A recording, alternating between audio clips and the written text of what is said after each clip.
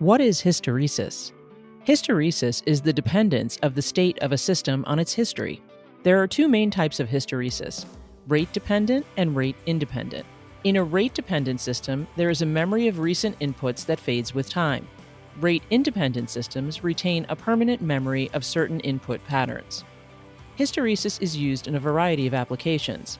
In control systems, such as thermostats or pressure switches, hysteresis is used to filter signals so that the output reacts less rapidly by taking recent system history into account. In electrical circuits, hysteresis prevents unwanted rapid switching. Schmidt triggers and memristors are two components that exhibit this behavior. Magnets use hysteresis in a variety of applications, such as electromagnets, transformer cores, electric motors, hard disk drives, and credit cards. A hysteresis loop illustrates how an electromagnet exhibits hysteresis. H is the magnetic field strength. B is the magnetic flux density.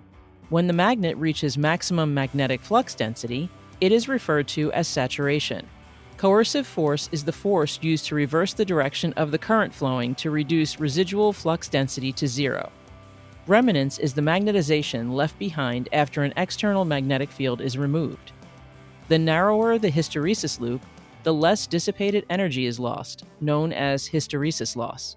If you like this information on hysteresis, please like this video and subscribe to our channel for more videos.